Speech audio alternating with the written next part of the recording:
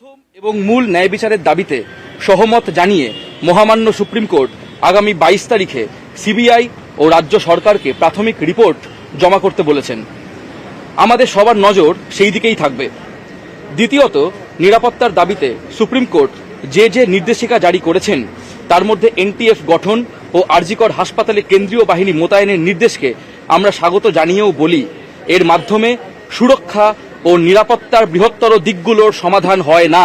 কারণ সংবাদ মাধ্যমে প্রচারিত ময়নাতদন্তের রিপোর্ট এবং বারংবার তথ্য প্রমাণ লোপাটের অপচেষ্টা ইঙ্গিত দেয় যে ঘটনার সাথে জড়িত একাধিক আসল অপরাধীরা এখনো সমাজে খোলা ঘুরে বেড়াচ্ছে।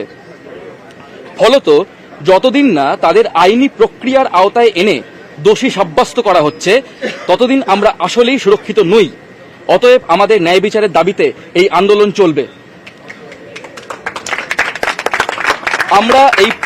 আমরা এই প্রেস বিবৃতির মাধ্যমে অত্যন্ত দুঃখ ও ক্ষোভের সাথে জানাচ্ছি যে আন্দোলনকারী বহু ডাক্তার সহকর্মীদের রাজনৈতিক ভীতি প্রদর্শন করা হচ্ছে। এমনকি আমাদের আন্দোলনের সমর্থনে সমাজের প্রত্যেকটি স্তরে মানুষের যে স্বতঃস্ফূর্ত সক্রিয় সমর্থন জানাচ্ছেন, বহু জায়গায় তাদের ওপরেও চলছে পুলিশি হেনস্থা, রাজনৈতিক হুমকি এবং শারীরিক আক্রমণ। এই সমস্ত ঘৃণ্য প্রচেষ্টাকে আমরা ধিক্কার জানাই। একজন মহিলার সাথে ঘটে যাওয়া নারকীয় ঘটনার বিচার চেয়ে সারা পশ্চিমবঙ্গ থেকে শুরু করে ভারত তথা সমগ্র বিশ্ব যেখানে প্রতিবাদে মুখর, সেখানে প্রতিবাদীদের উপর এখনো যারা আক্রমণ করছেন তাদের মনুষ্যত্ব সম্বন্ধে আমরা সন্দিহান। এই আন্দোলনকে কেন্দ্র করে সারা দেশ জুড়ে চিকিৎসা কর্মীদের কর্মক্ষেত্রে সুরক্ষার প্রশ্নটি বারংবার উঠে আসছে। এরকম অবস্থায় এসএসকেএম এর ট্রমা কেয়ার সেন্টারে ডাক্তারদের ওপর আক্রমণের যে ঘটনা সামনে আসছে তা আসলেই আমাদের দাবিগুলিকে আরও পোক্তই করে। গতকাল কলকাতা পুলিশের তরফ থেকে সমাজ মাধ্যমে একটি নির্দেশিকা আসে, যা থেকে আমরা জানতে পারি যে রাজ্য সরকার ও কলকাতা পুলিশের তত্ত্বাবধানে একটি এসআইটি অর্থাৎ স্পেশাল ইনভেস্টিগেশন টিম গঠন করা হয়েছে, যেটি আর্থিক অনিয়ম ও দুর্নীতির অভিযোগে আরজিকরের প্রাক্তন অধ্যক্ষ সন্দীপ ঘোষের বিরুদ্ধে তদন্তের দায়িত্বভার নিয়েছে। আমাদের মনে প্রশ্ন জাগছে যে প্রিন্সিপালের বিরুদ্ধে 2021 সাল থেকে একাধিক আর্থিক তছরূপ ও দুর্নীতির অভিযোগ বারংবার প্রকাশ্যে এসেছে।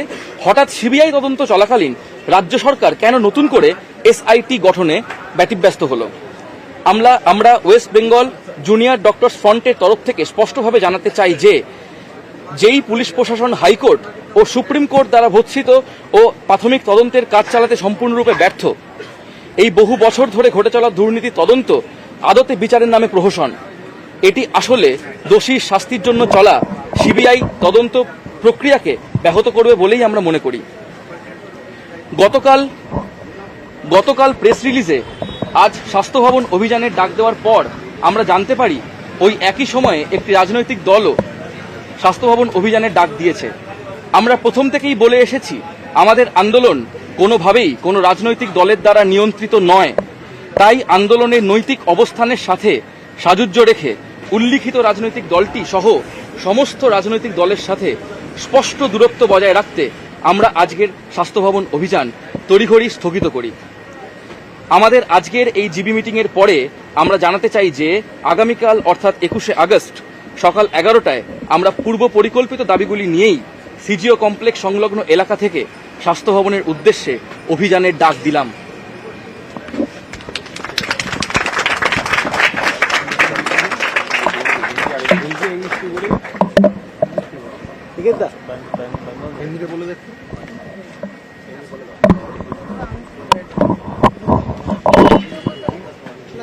আমাদের লাগবে